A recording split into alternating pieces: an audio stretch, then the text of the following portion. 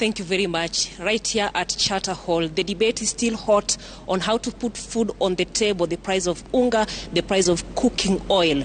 How much does it cost for the local mwananchi to put food on the table? And Tabu was just discussing with us how it has been easy or difficult for him. Tabu. Oh, thank you. My name is Tabu Charles, Chairman Bunge la Zalendo. The cost of living is very high, that is a fact, and it is well proven by the supermarket cost of products.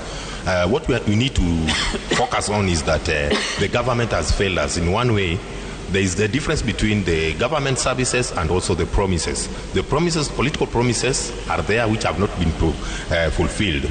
And these are the repercussions that we are now facing. The cost of living has come up as a result of increase on fuel, electricity, among other factors. And we have been communicating to our government in various occasions, but they are not good listeners. The only thing is that they like lamentation. We want services right from the high office, that is the president office, to the lower offices.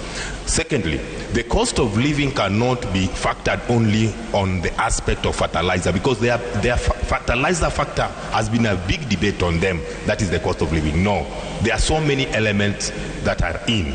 That's why this country is in economical limbo as a result of failure for them to listen.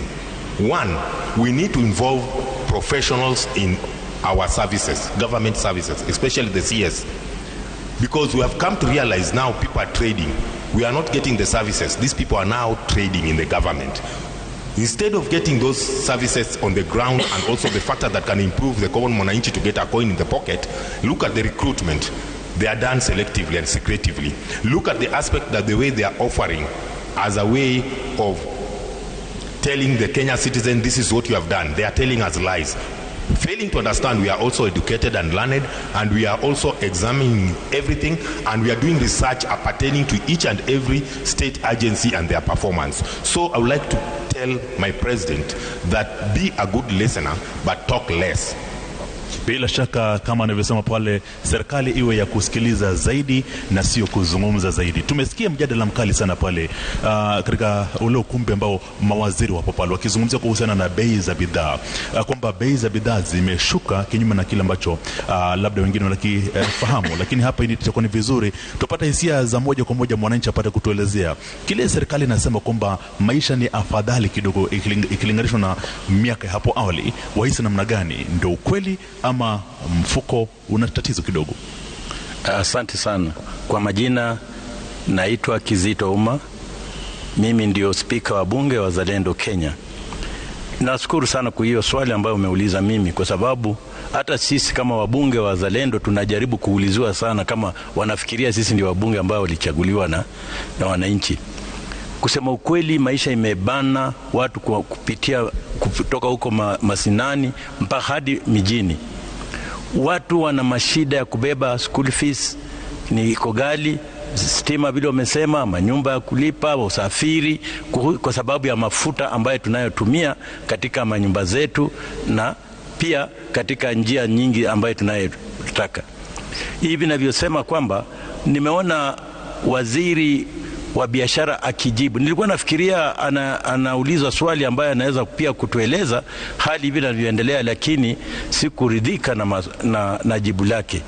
Kwa sababu ikiwa kweli tutakuwa tunaambiwa tu ni subsidy ya mbolea, mbolea ndio ni sawa, serikali ilifanya vizuri ikapeana, lakini sasa sio sababu ya maisha ambayo tunayopitia. Hivi sasa maisha imetubana kwa sababu nyingi, ambaye hasa watu ambao wako mijini wanaumia sana kwa sababu misara ya makampuni ambayo tunayoona hapa ni midogo sana. Jambo lingine, nashindwa vile waziri wa biashara vile anataka kujibu maswali ambayo inafanya. Na nimeona makampuni kubwa kama Hilton zimefunga, Intercontinental Hotel zimefunga, sijui nyingi ambayo zinafunga, na hizo ndio zinaleta dola. Dola ndio imetuletea shida katika njia yetu ya Kenya. Tafadhali president, kama una waziri ambao wanaoshughulika kukusaidia kazi, waambie wafanye kazi, kwa sababu maisha ambayo tunayopitia ni magumu sana. Asante sana kwa kunisikiza hapa. Na bila shaka tupate hisia hapa kwa mwenzangu hapa, alafu tuone wahisi namna gani serikali inaposema kwamba mambo ni mazuri kulingana nawe, wafanya kazi gani na hali iko vipi kimfuko? To tell you the truth, the present lifestyle of a Kenyan has gone down, totally down. First, I would like to talk about when the president was, when we had a deputy president debate, that debate between Martha Karua and Gachagua. He was talking about the issue about state capture. So he came, in fact, even to define the state capture as if it's the present state that we are in. When you talk about now things like judiciary has been captured by the state.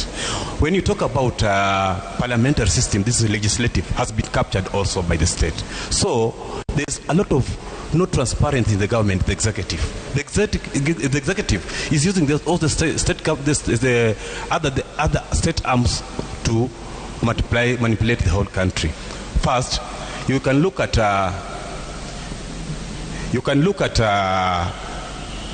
when the judges rule against the government's decision, you find that he is either transferred or he's either demoted in those cases. Like you can look about the issue about this financial bill. You look at Justice Majanji, what he did, he has been transferred to Lamu. And that's not what we call there's no transparency in the government. So the president transfer the government makes us look as if we are still in state capture. There's a lot of corruption. The corruption case, you find that those places that where the corrupt. All right, thank you very much. Those are some of the thoughts that are coming up at the Charter Hall at the CBD in Nairobi. And from us here, my name is Jai Leta and my colleague Lincoln Jogu. Koko Trevor, studio. Naam, shukran sana, tunazidi